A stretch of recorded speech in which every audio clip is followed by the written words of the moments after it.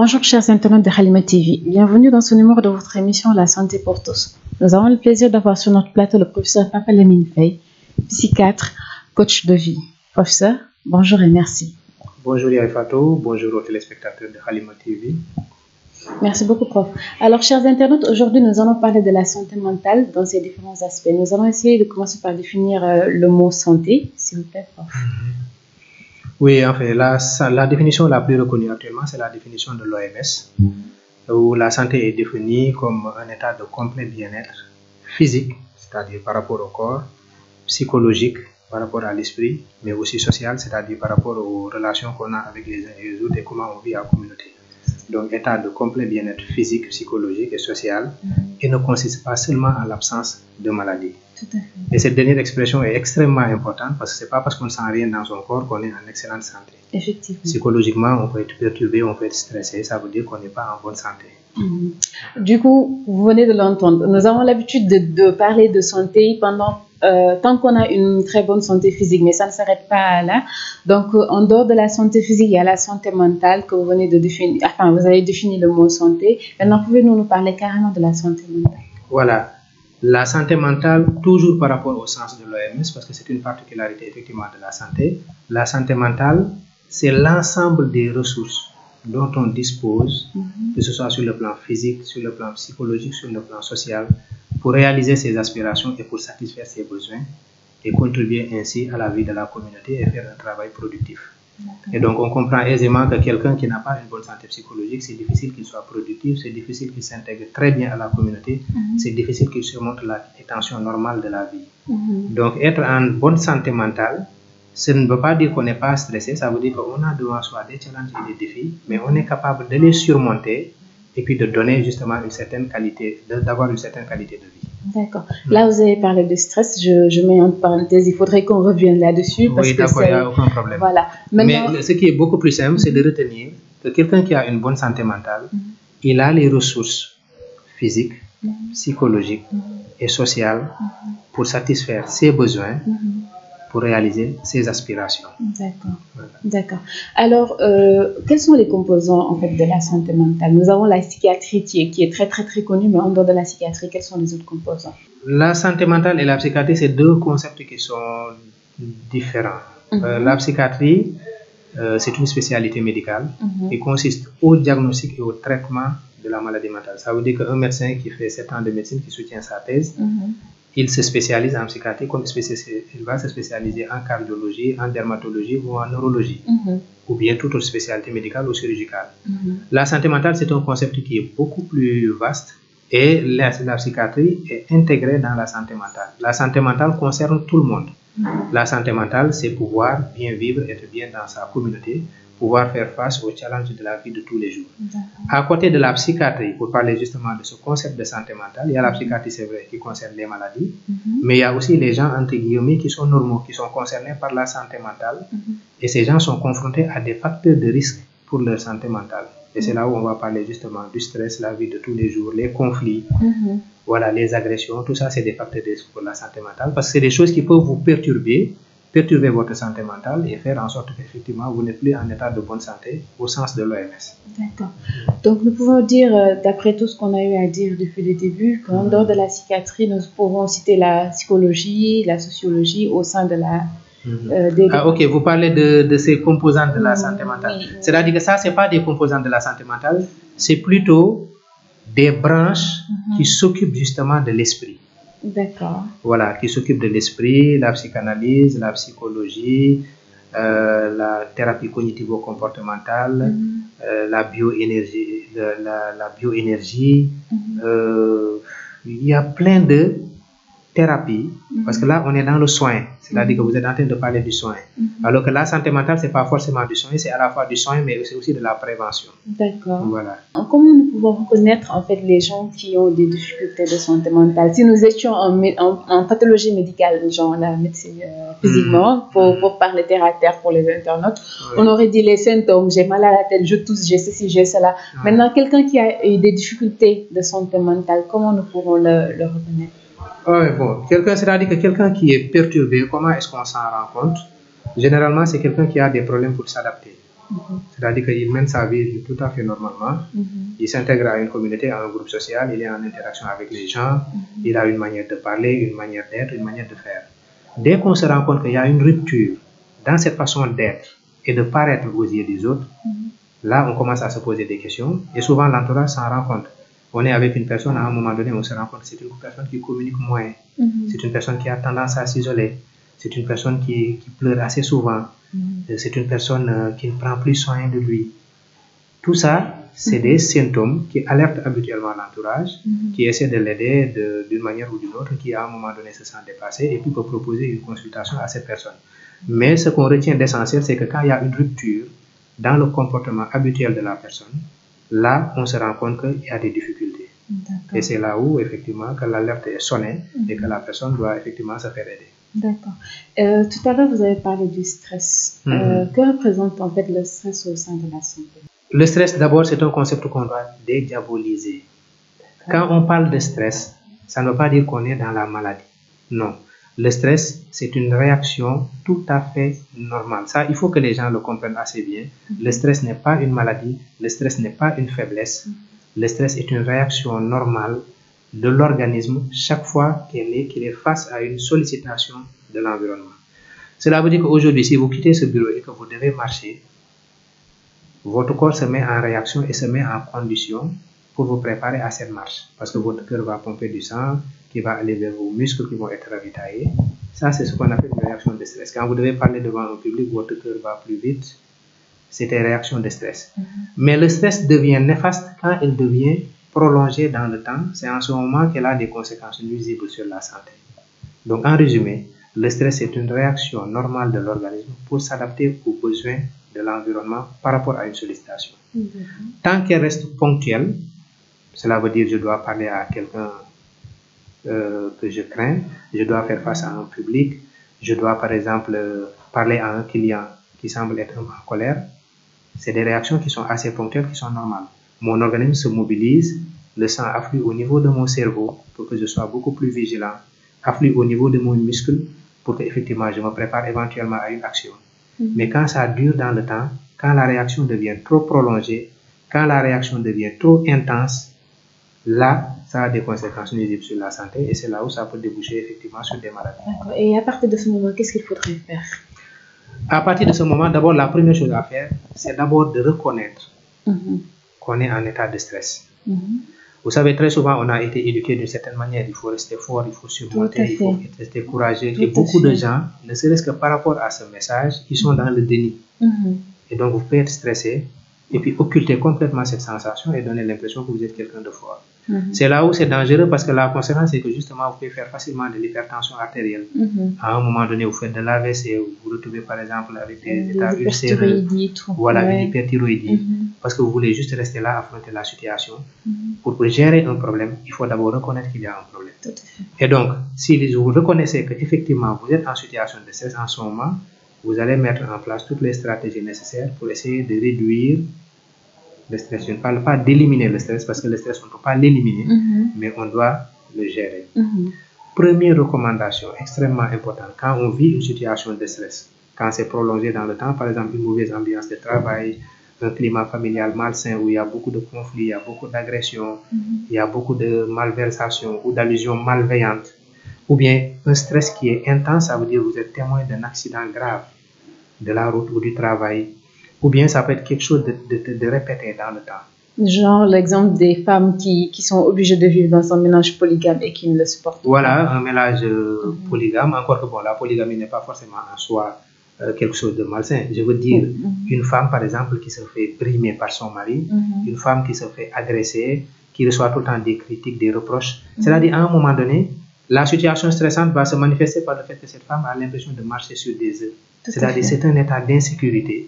Et puisque ça se prolonge dans le temps, effectivement, ça peut avoir des répercussions sur son corps. Et donc, la première recommandation, justement, dans ces situations, c'est d'abord de chercher une personne de confiance à qui parler pour partager le problème et soulager ce fardeau psychologique. Deuxième chose, il faut prendre soin de soi en faisant du sport. Parce que le sport permet justement de réguler les tensions de l'organisme, parce que le stress vous met sous tension. Quand vous faites du sport, vous régulez le corps, vous avez plus de ressources pour faire face à à la situation de stress. Et il faut se faire aider. Parfois, ça peut être au sein de l'entourage proche, mais des fois, il faut effectivement recourir à des professionnels. Voilà, à des professionnels pour se faire accompagner. Et ça ne signifie pas, c'est pas parce que nous sommes des psychiatres qu'obligatoirement aller vers un psychiatre, ça veut dire que vous allez vous faire prescrire des médicaments. Non. L'accompagnement peut consister juste à échanger et puis à vous donner des outils qui vont vous permettre justement de faire face à la situation. Ce que les anglo-saxons appellent faire du coping. Le coping, c'est justement trouver toutes les stratégies nécessaires pour bien gérer la situation stressante. D'accord. Donc, lorsqu'il s'agit de stress à long terme, ça devient pathologique. Et il faudrait reconnaître vraiment que ça ne va pas, que nous sommes stressés. Ensuite, aller vers une personne qui pourrait... Tout à fait. Reconnaître qu'on est stressé, ce n'est pas un signe de faiblesse. Au contraire, je trouve que c'est un signe de sagesse. Puisque vous apprenez à vous connaître et à identifier qu'est-ce qui dysfonctionne en vous. Et en ce moment, si vous le reconnaissez, naturellement, vous allez peut-être chercher de l'aide ou en tout cas les solutions nécessaires. D'accord. Donc, le stress aujourd'hui pourrait être aligné avec la peur. Le stress n'est pas toujours de la peur. La peur est un sentiment qui est beaucoup plus intense. Et la peur est liée à quelque chose d'imaginaire ou de réel. C'est-à-dire, vous avez en face de vous un agresseur, ça c'est une peur réelle. Vous imaginez que votre conjoint, votre enfant va mourir dans telle situation, ou bien voilà, qu'il est en train d'effectuer un voyage qui va mourir, ça c'est du stress qui va jusqu'à la peur, parce que c'est une peur imaginaire. Donc la peur peut être réelle comme elle peut être imaginaire. Mais ce qu'ils ont de commun, le stress et la peur, c'est que chaque fois que quelqu'un vous dit qu'il est stressé, ça veut dire qu'il vit un état d'insécurité. D'accord. Voilà. Et donc à ce titre, ça ressemble un peu à de la peur. D'accord. Donc en dehors du stress et de la peur, entre guillemets, est-ce qu'il y a d'autres, je ne sais pas trop, parce que nous sommes au Sénégal. Aujourd'hui, si nous animons ce type de plateau, c'est pour justement aider les gens à pouvoir accepter qu'il existe la santé mentale, que quand ça ne va pas, il faudrait aller voir un médecin, notamment un psychiatre, un psychologue, quelque chose de ce genre-là pour échanger. Donc, vous avez parlé du stress, je vous ai parlé de la peur, mais il y a d'autres choses que les gens vivent et qu'ils ne peuvent pas aujourd'hui catégoriser. Je vous parlais tout à l'heure des femmes qui sont dans des ménages polygames. Aujourd'hui, nous voyons des femmes au Sénégal, dès que leur époux prend une seconde femme, c'est fini. Ça commence, c'est des problèmes de santé mentale, c'est des pathologies carrément qui sont là, des problèmes cardiaques, des problèmes de thyroïde. Vous voyez aujourd'hui une femme qui perd son enfant, après ça ne va pas psychologiquement, elle ne sait pas ce qui se passe réellement, elle ne sait pas quoi faire. C'est à mettre dans quel groupe et comment gérer tout ça. Oui, c'est-à-dire que tout ça, c'est des facteurs de risque pour la santé mentale, parce que c'est des situations, quand vous y êtes confronté, vous pouvez à un moment donné avoir l'impression que vous n'avez pas les ressources nécessaires pour faire face à cette situation. Et c'est là où apparaît justement le stress. Quand on se sent débordé, quand on a l'impression qu'on ne peut plus faire face, on est stressé. Donc une femme qui perd son enfant, une femme qui se fait agresser, ou en tout cas qui vit de la violence conjugale, c'est des femmes qui sont en situation de stress. Et tout ça, on les range effectivement dans la catégorie des troubles de la santé mentale. Ils ne sont pas dans la maladie mentale, mais ils sont dans les troubles de la santé mentale. Ça veut dire que ces femmes, si on reprend la définition de l'ASMS, c'est des femmes qui ne sont pas en bonne santé. Malheureusement, nous sommes dans un contexte socio-culturel où c'est des situations qui peuvent paraître normales, où ces femmes-là ne vont pas forcément consulter. Le fameux mouniol. Voilà, le fameux mouniol. Vous êtes dans un ménage, c'est normal de faire du moune, c'est tout à fait normal. Mais à un moment donné, moune ne veut pas dire aller chercher de l'aide. Moune, oui, mais on peut aller chercher de l'aide pour mieux tenir face à cette situation. Une femme aussi qui perd son enfant, c'est une femme qui est en souffrance. C'est pas parce qu'aujourd'hui le risque vital a été écarté, c'est une femme qu'on a mis hors de danger par rapport à sa santé, mais c'est une femme qui est en profonde souffrance psychologique parce qu'elle a perdu un être cher. Les gens l'oublient, c'est pas parce que c'est un nouveau-né, c'est pas parce que c'est quelqu'un qui n'est pas né ou bien en tout cas qui est décédé, qu'elle n'a pas d'identité, mais la relation entre la femme et l'enfant commence à se tisser dans le ventre de la mère. Tout à fait. Et donc c'est une femme qui a eu le temps d'investir son enfant, de fantasmer, d'avoir des aspirations, d'avoir vraiment des ambitions pour lui, et s'il le perd, c'est comme s'il perd quelqu'un de cher. Et donc à ce titre, effectivement, c'est des femmes qui ont besoin d'être accompagnées.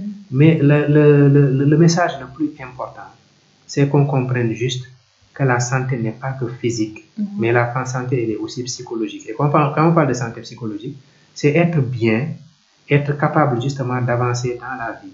Mais à un moment donné, si on a l'impression qu'on ne peut plus avancer parce qu'on est paralysé par la peur, ou qu'on ne peut plus avancer parce qu'on a sombré dans la dépression, là, on a vraiment besoin d'aide. Voilà.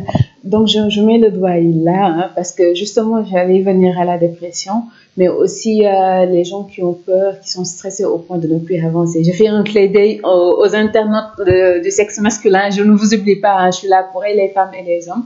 Et du côté des hommes, la plupart du temps, c'est au travail. J'ai été virée, j'ai du mal à avoir un nouveau emploi. Ça va pas trop avec mes collègues et tout. Comment ils peuvent gérer ça? Parce qu'à la longue aussi, ça amène des troubles de la santé. Oui, d'ailleurs, dans les déterminants de la santé mentale, quand on parle de déterminants de la santé mentale, c'est-à-dire quels sont les facteurs qui entrent en jeu et qui peuvent vous permettre d'avoir une bonne santé mentale ou une santé mentale précaire.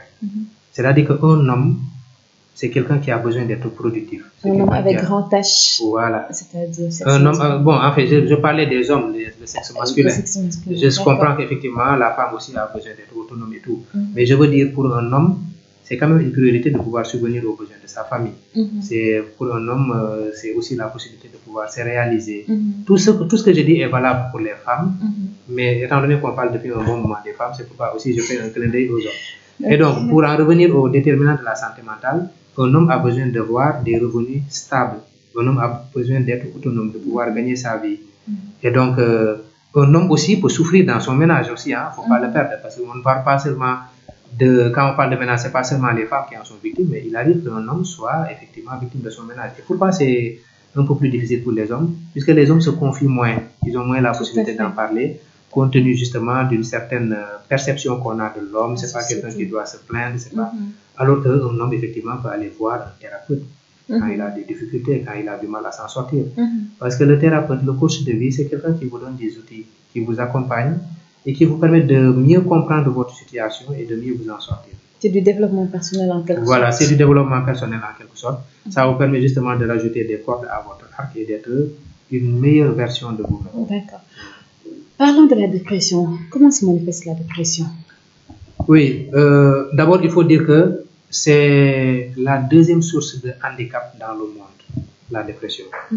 Parce que quand on regarde bien, la dépression, elle peut être primaire comme elle peut être secondaire. Quand on parle de dépression primaire, c'est une dépression qui arrive, c'est-à-dire que vous perdez un être cher et vous sombrez dans la dépression. Quand on parle de dépression secondaire, c'est-à-dire qu'on vous annonce que vous avez une maladie grave, un diabète, un cancer, l'infection à VIH, et vous sentez que vraiment votre santé est complètement hypothéquée, vous ne serez plus la même personne, vous sombrez dans la dépression. C'est quoi la dépression? La dépression, c'est perdre quelque chose de symbolique ou de réel. Quand on perd la santé, c'est quelque chose de symbolique. Perdre quelque chose réellement, c'est perdre un être cher. Alors, quand on est en dépression, la première chose, c'est que d'abord, on manque d'énergie. C'est-à-dire, il y a une perte d'intérêt. On n'investit plus ce qui nous intéressait auparavant. On commence à se replier sur soi. Il y a une tristesse qui est là, qui nous envahit de façon presque permanente. Il y a un ralentissement psychomoteur. Le matin, on se réveille, on n'est pas bien. Bref, c'est cette tristesse qui vous anime, quelles que soient les circonstances. Vous étiez quelqu'un qui était passionné de football, quand vous avez de la dépression, le football ne vous intéresse plus. La dépression peut être tellement grave qu'à un moment donné, même par rapport à votre propre enfant, à votre conjoint ou conjointe, vous pouvez ne plus avoir de sentiments pour ce conjoint, pour ce conjoint. Attention, je ne dis pas que quand on n'a plus de sentiments, c'est important de préciser, mais c'est juste que la dépression vous plonge dans ce qu'on appelle l'anédonie. Une incapacité plutôt à ressentir du plaisir. Parce que vivre et se sentir bien, c'est quand même être capable de ressentir du plaisir. Tout à fait. Par rapport à un certain nombre de choses, des réalisations, la nourriture, voilà, les gens qu'on aime, les choses qu'on partage ensemble. Mais quand on est en dépression, c'est des choses que l'on ne ressent plus. Et justement, à un moment donné, on se sent dévalorisé, on se sent insignifiant, on se sent inutile. Et on a l'impression que la seule alternative pour régler ce problème et abréger cette souffrance, c'est la mort.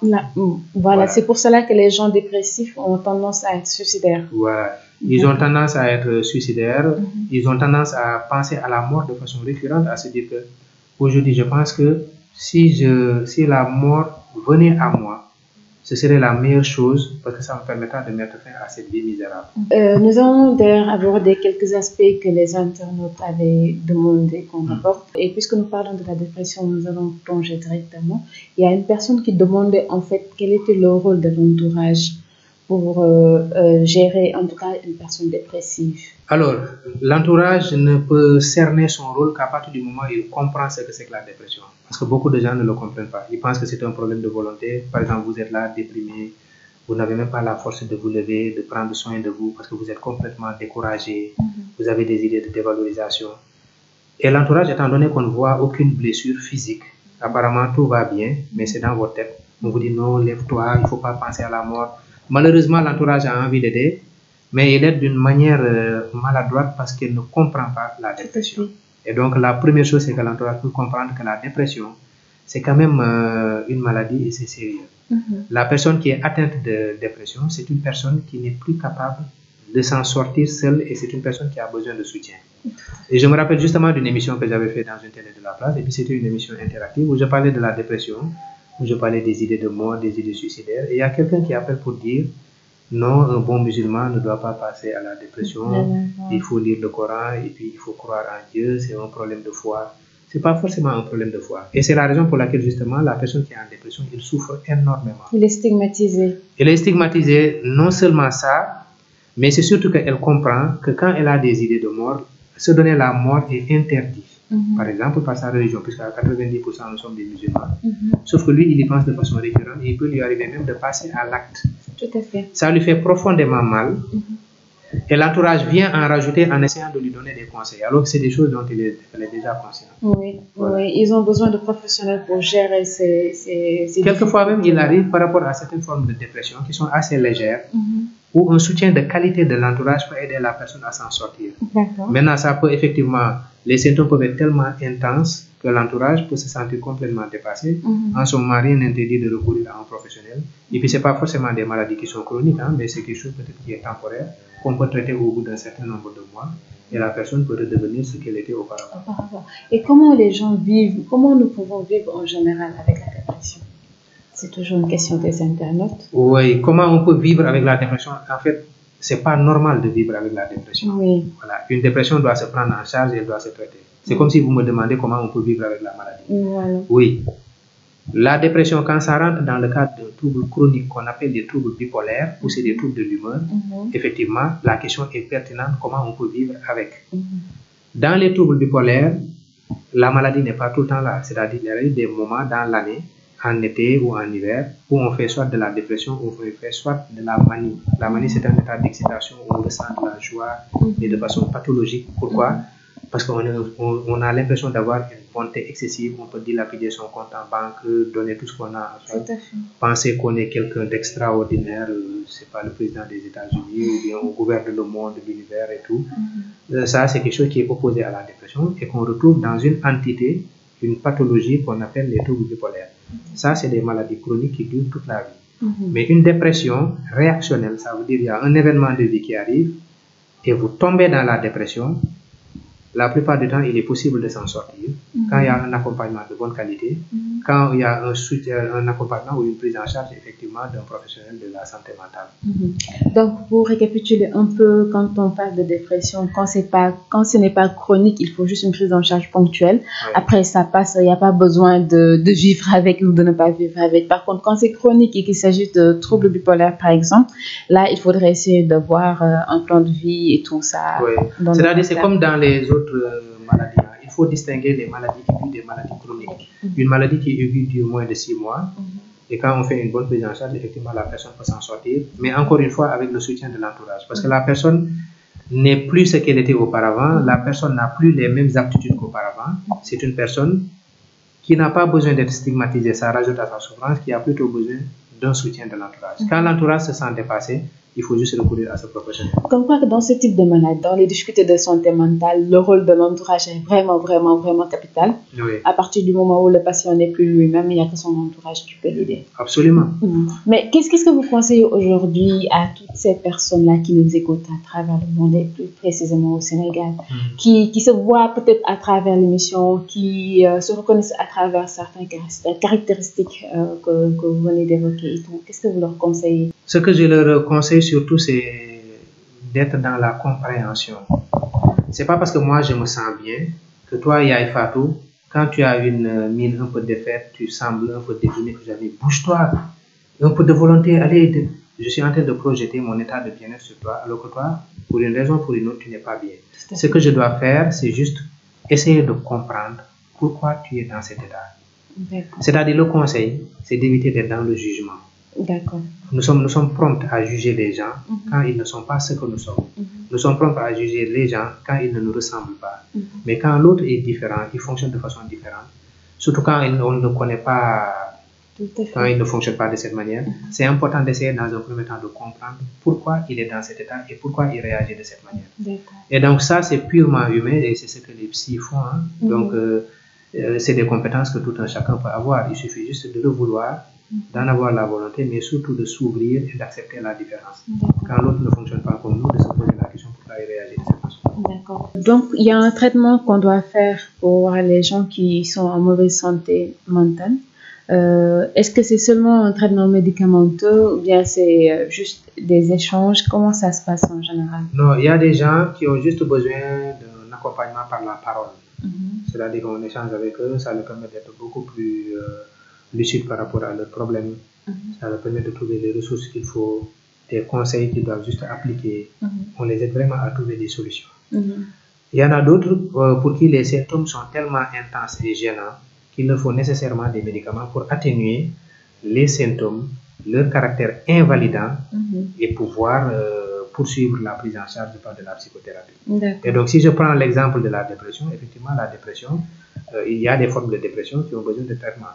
Et en 12-15 jours, le malade peut se rétablir et ne plus avoir de symptômes. Sauf que les gens ont l'impression que quand il s'agit de la psychiatrie, les médicaments, on les prend à vie. Ce n'est pas le cas. Je disais tout à l'heure, les maladies aiguës, les maladies chroniques, quand c'est quelque chose d'aigu pour la dépression, par exemple, on le prend pendant un certain temps, les symptômes disparaissent. Mais il y a aussi un certain nombre de temps pendant lequel il va falloir prendre le médicament pour renforcer la guérison. Et au bout de ce temps, on va arrêter le traitement.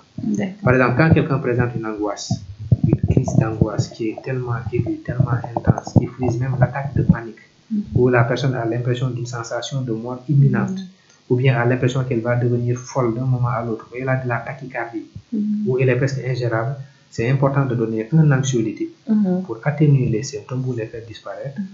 Et après, dans un second temps, parler à la personne pour l'aider à mieux gérer sa situation. D'accord. Donc, c'est ça, nous l'avons compris, je pense, il n'y a pas que la parole, il y a la parole, mais à un moment donné, on peut forcément donner un... Absolument.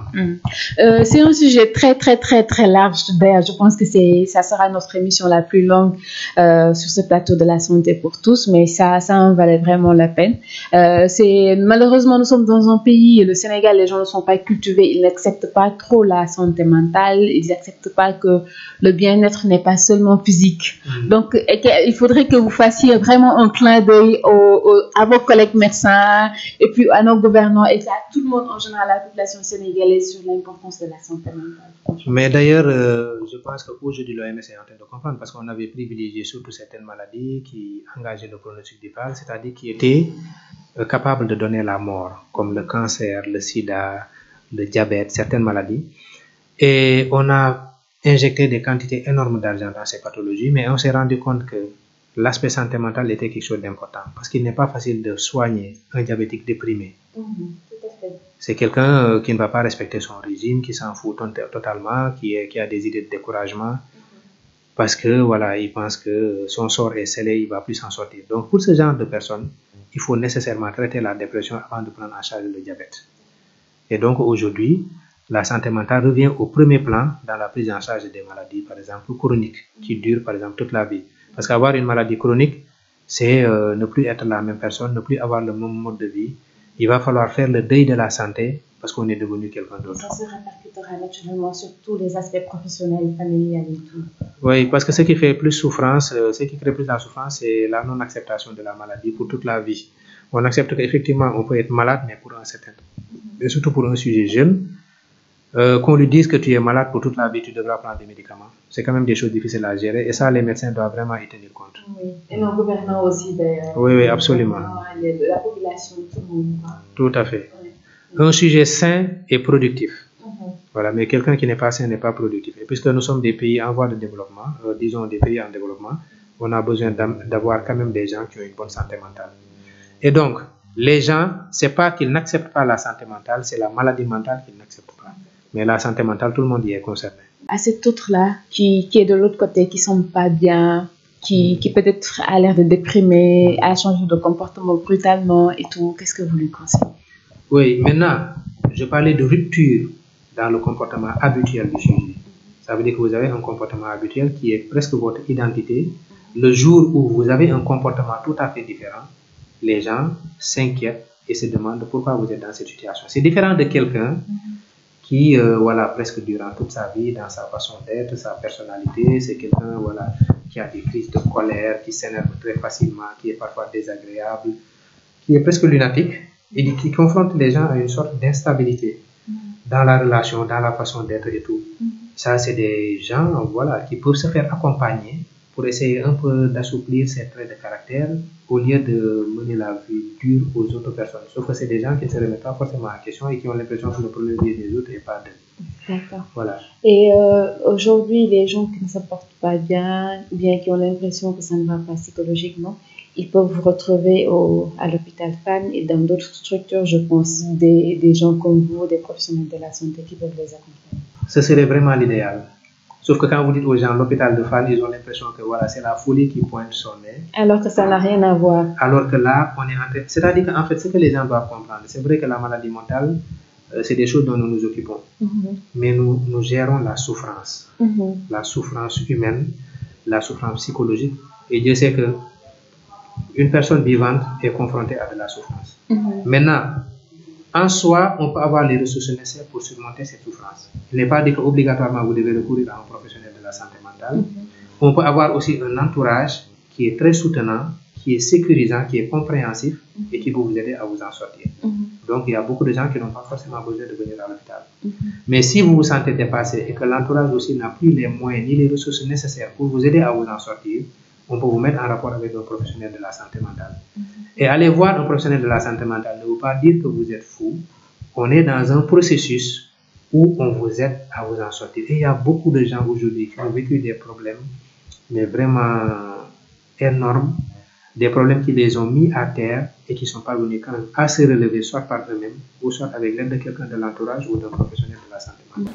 Et d'ailleurs, par là, on dira naturellement aux internautes qu'on a toujours besoin de l'aide de quelqu'un, que ça peut être un professionnel, ça peut être quelqu'un d'autre, mais il faudrait qu'il y ait toujours quelqu'un qui nous tient la main et puis qui nous aide à sortir. Vous savez, même un professionnel de la santé mentale qui est dans un problème a toujours besoin de quelqu'un d'autre. Tout à fait. Parce que ça, c'est inhérent à la nature humaine. Tout à fait.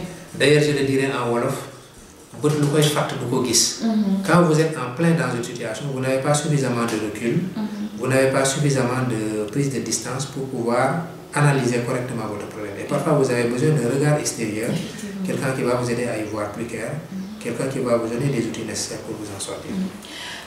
Le sujet est tellement intéressant que j'ai tendance actuellement à déborder. Il faudrait qu'on essaie de débriefer tout ce qu'on a dit là en Wolof.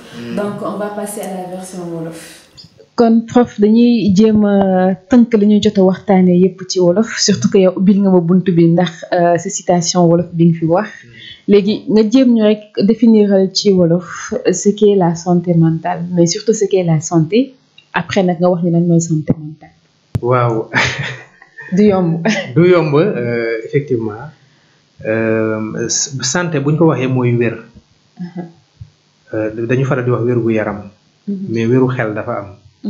Et aujourd'hui OMS xawma mooy naka mbootaay yi dafa ne wér mooy nga wér sa yaram wér sa xel wér sa biir société maanaam même relation yi ngay am ak nit ñi sax ñi ngay jëflante ak ñoom dafa war a nekk loo xam ne dafa ànd ak wér wér ça ne veut pas dire que yëgoo dara sa yaram voilà boo yëgulee feebar boo yëgulee dara tam ça ne veut pas dire que wér nga pour deux raisons d'abord mën nga am jàngoro sa yaram te doo ko xam mën nga am tension boo dul xool na am nga tension tam jour bu mu lay daanele si ngay xam ne am nga tension wér tam bu dee sa xel dafa lënt nga jaxasoo wéruloo c'est-à-dire dañu ne wér mooy koo xam ne xam naa nit ñi dañ mën ne sax mais loolu est-ce que naka la mënee am léegi nag loolu bu amee lan mooy tax ñu xam ni wér nga mooy nga dem ba mën ko surmonter ba mën ko régler ba mën ko dépasser loolu mooy wér d'ailleurs moo tax ñu ne wéru xel mooy nga am toutes les ressources nécessaires si sa yaram si sa xel socialement loo xam ne da lay permettre loo bëgg a régler di nga ko régler. say besoin say ambition yëpp nga mën ko régler di si dox daal. dëgg la voilà parce que koo xam ne da nga am feebaru xel wala koo xam ne sa wér demeewul noonu. xam nga doo mën a jóg nga ne yaa ngi dem régler ay problème. dëgg la léegi nag santé mentale noonu lañ koy résumer. képp ku nga xam ne am nga les ressources nécessaires pour mën a di régler say problème di mën a jóg di liggéey di contribuer sa communauté di defar sa dund kooku am nga wéru xel.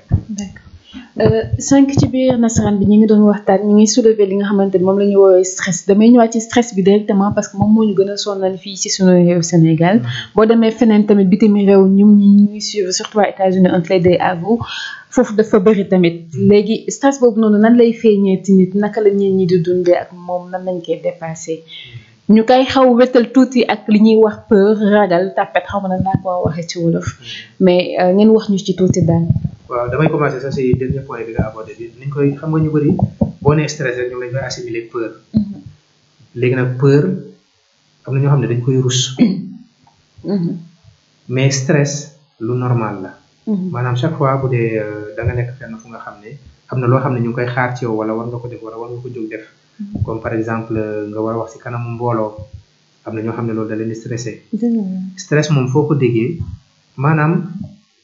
tey bu ñu doon wax ni message bu gën a important mooy stress nañu comprendre ni lu normal la loo xam ne saa yoo koy def war na mën a nekk luy arrivé l'essentiel est que nga mën ko gérer mais buy nekk di yàgg trop ci yow ngay stressé foo toll nga nekk di stressé benn moment looloo lay indil yenn jàngoro comme femme yi nga xam ne dañu nekk si benn néegu sëy bu nga xam ne dañ fa nekk di subir lu metti violence maltraitance nekk suñu jàmm ñooñu ñooy dem ba benn moment rek commencé développer goitre par exemple voilà parce que stress bi boo ci yàggee toog mën na la indil ay problème bu goitre mën na la indil ay problème bu tension mën na la indil ay problème bu xol ay mettitu bopp un peu partout loolu yëpp stress da koy def mais stress lu normal la te nga ressentir stress amul problème kuy dund ci kaw suuf di nga am stress l'essentiel est nga mën ko gérer bu baax léegi pour wax ko mën a gérer sànq ci nasaraan dañu ne woon benn bi moo di nga xam ne que yow da ngaa stressé waaw yaa ngi koy posé ça effectivement dans la question naka la ñuy def ba gérer ko première chose mooy nga reconnaître ko xam nga mënoo gérer loo nanguwul parce que loolu dafay mel ni nekku fi ñu ne boo amee benn adversaire foog nga koy gis pour nga mën ko affronter stress bu fa nekkee foog nga nangu ni stress mu ngi waaye bu dee yow da nga jàpp ni non stress faiblesse la stress ragal la après doo toppatoo loolu mën na dem ba jural leneen parce que boo stressé comme li may wax toujours benn signal d'alerte da nga war a nangu ni stressé la lan moo la stressé nag nga identifier ko bu baax nga mën ko gérer léegi nag li lay stressé ñaar rek moo fi am soit nga jëlee ko fi stress bi arrêté waaye xam nga loolu possible toujours wala nga def noo koy contourner loolu mooy nga gérer sa stress nag li may gën a di conseiller mooy nit ñi nañu def sport parce que booy def sport da ngay gën a jox doole sa yaram gën a jox doole sa xel loolu vraiment c'est benn conseil bu ñu joxe la boo xam ne c'est très simple à la portée de tout le monde ku si nekk bu dee xam mën nga dox wala mën nga def vélo wala mën nga def de la marche c'est bien na ngay ñàkk loolu baax na si yow deuxième chose aussi mooy di nga nekk situation yi nga xam ne pour nga régler ko sa bopp yow kenn dafay jafe moo tax boo mënee am koo xam ne am nga confiance si moom que seen mën na nekk un membre de ta famille mën na nekk sa xarit nga waxtaan ci ak moom dina la mën a indi peut-être ay xalaat yoo xam ne xalaatoo ko woon mu permettre la nga génn si li nga nekk donc ñi ngi tamit wax dépression nekk nañ ci réew moo xamante ni nag Sénégal boo déggee bi ñu waxee dépression daal dina dof te xëy na ni di nga ñu ko leeralal dépression nekkul dof ñi dépression nan la ñuy dundee nan la ñu war a métti dundee ñi leen wër nan la ñu war dundee ak ñoom balaa may répondre question boobu sax dama la bëgg a expliquer benn processus sooy stressé buy nekk di yàgg da ngay dem ba angoissé mooy foo toll da ngay tiit xam nga déjà stress da ngay tiit mais bu nekkee di yàgg ci yow da ngay dem benn moment tiitaange boo xam ne même li lay tiital bu fa nekkul sax yaa ngi continuer di tiit bu continuer ngay tiit noonu si dépression bi jëm nag parce que booy stressé day jeexal sa énergie ngay angoissé mooy gën a jeexal sa énergie boo duggee si dépression nag mooy amatoo énergie moo tax dépression bu la dalee mën nga jóg le matin sa lal doo mën a jóg nga bëgg a dem jël def toilette toppatoo sa bopp doo ko mën day mel ni amatoo doole amatoo kat àdduna la du la safati doo amati benn bànneex ci àdduna doo bëggati dara doo bëgg yow sa bopp doo ci bëggati dara. ñi nga nekkal doo sawar ci ñoom. day dem ba nga xam ni da ngay wax ni sax yow sa dund gi dee moo ko gën. loolu la ñu woowee des idées de mort. am na ñu nga xam ne nag seen dépression day am doole ba nga xam ne dañu xalaat sa xaru benn yoon mu jeex. donc dépression lu sérieux la. léegi nag ñi nga nekkal mën nañ la gis rek amoo gaañu apparemment dara jotu la am na sax ñoo xam ne dañu am dépression di solo ba jekka di jéem a surmonter. voilà dañu ne dara jotu la jógal góorgóorlul. loolu laay wax nit bu nekkee ci benn situation da nga koy jéem a comprendre balaa nga koy juger. juger ko mooy yow am na noo mel yaa ngi jàpp forme nga naan ko jógal yëngatul rek parce que loolu la ñu ñun en psychologie loolu la ñu woowee projection. da ngay projeter nit ki jéemuloo ko comprendre mais da nga koy juger à travers yow te loolu du ko dimbali. donc entourage bi li ñuy xaar ci ñoom surtout mooy ñu jéem a comprendre dimbale ko buñ ko mënee bu dee gis nañu kii situation bi mu ngi ciy bëgg a yàgg te génn ci ñu boole ko un professionnel de la santé. professionnel de santé nag surtout en santé mentale kooku ça ne veut pas dire que affaire u dof lay traité moom souffrance lay traité souffrance bi nag mën na dem nag ba àgg ci feebaru xel. buñ ci jógul. loolu moo tax aspect prévention maanaam fagaru bi am solo. fagaru bi mooy ngay vivre yenn situation yoo xam ne dafa metti jóg ci ñu dimbali la moment bi nga xam ne yaa ngi ànd ak sa xel. moo gën nga bàyyi ba nga xam ne indil na la beneen problème bu gën a garaaw nag ñu lay jox ay garab. voilà te ndimbal boobu noonu yaakaar naa ni sànq doon nañ ko wax ci nasaxaan ñëpp a ko soxla. nit ku ci nekk am nga doomu aadama boobu te moom moo lay jàpp xëcc la pour nga mën avancer. tout à fait waaye xëcc boobu nag taxul ñu may kenn nga juger qui que ça soit. exactement dañoo war di jàppalante. absolument léegi ñi nga xamante ni ñoom ñoo ngi ñuy seetaat te nga xamante ni ñoo nekkee ci benn wet bi. que ça soit l'entourage ñi nga xamante ni ñoom ñooy jàkkaarloo nit yi nga xamante ni dafa mel ni seen xel neexul. ak ñi nga xamante ni seen xel yi neexul wala gis nañ seen bopp ci émission bi ñoom kat jékki-jékki nañ changé nañ jikko ba mu ëpp wala fu ñu toll ñu ngi tiit wala ñu nu mel nan nga leen di xelal tey. waaw lu ma leen di xelal rek mooy xam nga des fois entourage bi mën nga sax am ay changement de comportement wala nga am yenn réaction yi gis nga des fois nit dina ragal waaye nu mu koy manifester day mel ni énervement. fekk ginnaaw énervement boobu ragal rek moo fa nekk. dina la jógal yow da nga soof commencé di la critiquer c'est parce que moment boobu amatuñu ressource. ils se sentent xaw ma nag laa koy wax ci wolof quoi ils se sentent tellement impuissants. ils commencent à s'énerver. maanaam seen xol day jeex ci yow bokk. voilà mais loolu nit ki loolu di ko dimbalee da nga koy gën a enfoncer parce que ki am dépression en réalité nit la ko nga xam ne moom xam na ne li ko dal nii normalul. loolu moo tax sax day dem ba benn moment du bëggati dara. li nga koy ne ay gëmal yàlla ak warloo xalaat de ak islam da ko tere yooyu yëpp da ko xam. moo tax boo ko joxee conseil boobu dimbalewuloo ko yaa ngi koy gën a enfoncé dëgg la war nga ko wax. mais jéem ko yóbbu ñu dimbale ko si lu mu nekkee parce que possible na. et puis dépression ça se soigne. am nañ ay garab yu nga xam ne dañ koy jox en 12 jours 15 jours. naqaru xol boobu mën na soppeeku ba nga ñëwaat nekk normal. te nit ñi lenn la ñu réeré bi dañu yaakaar ne boo commencé jël ay garab rek jeex na sa giiru dund bu koy jël. alors que c'est juste temporaire c'est affaire bi traitement bi ñaari fànn la. premier bi mooy da nga koy jël mu génne feebar bi. feebar bu demee ba dañ am na yeneen beneen temps bu nga xam ne war nga jël garab bi pour def prévention ndax wér gi gën a dëgër. boobu matee nag. ñu génnee garab bi. d'accord donc bu dépression am na traitement médicamenteux booleeg garab yi ngay naan booleeg waxtaan beeg yooyu. yeneen feebar yi tamit noonu la war doxee wala am na ci yoo xamante ni garab yi naan yenn yi waxtaan kese la yenn yi loolu ngay boole. tout dépend si patient bi ni mu ñëwee rek. d'accord waaw am na ñu nga xam ne dañuy ñëw ànd ak ay symptômes. xam nga ñu koy waxee ci wolof symptômes ay signes. yu nga xam ne dafa am doole ba nga xam ne dafay gêner malade bi. du mënati nelaw du mënati lekk du mënati dara xam nga loolu wax doyul. da ngay jël garab jox ko. mu commencé tane voilà. par exemple wala mu am tiitaange bu nga xam ne dafa ëpp. bu ko dalee day mel ni day waaj a dee parce que am na tiitaange yoo xam ne bu la dalee nii crise bi bu ñëwee. day mel ni yow sa dee jot na. wala day mel ni léegi nag dof na nag. wala yaa ngi waaj a dof. yooyu nag nga toog di wax ak nit ki du ko jëriñ dara. da nga koy jox garab boo xam ne moo koy dimbali mu gën a dal. bu demee ba dal nag nga commencé di waxtaan ak moom pour mu gën a dellu si. am na malade yi nga xam ne nag dañuy ñëw waxtaan ak yow conscience seen problème mais dañu souffrir. ñooñu soxlawuñu garab forcément. mais da ngay waxtaan ak ñoom ba gën leen delloo si. jox leen ay outils. nga xam ne loolu day tax buñ ko jëfandikoo dina leen permettre ñu génn. ñun loolu mooy développement personnel rek. mooy développement personnel. donc justement par rapport ak développement personnel. doo xaar ba feebar nga ne da ngay def développement personnel. développement personnel yooyu ñëpp la war. ci fagaru bi la bokk. da ngay gën a développer sa bopp nga xam ne lépp lu ñëw bu dalee sa kaw du la escanté. da ngay ñëw mu agsi nga gérer ko. développement personnel xam nga dañu ne nit parfait wul. nit koo gis rek mën na gën a amélioré wu. loolu mooy développement personnel. Merci à vous, professeur. Oui, je vous remercie aussi. Merci de nous avoir reçu d'informations de vous. Chers internautes de Halima TV, nous étions avec le professeur Papa Lamine Faye. Papa Lamine Faye, il faut que je lui rende son A. Papa Lamine Faye, psychiatre, coach de vie, qui a échangé avec nous sur la santé mentale. Ce n'est vraiment pas à négliger, elle est aussi importante que le bien-être physique. Et d'ailleurs, dans la définition de la santé, la définition donnée par l'OMS, ça revient très clairement, c'est un bien-être physique, psychique, social, et tout, vraiment tout.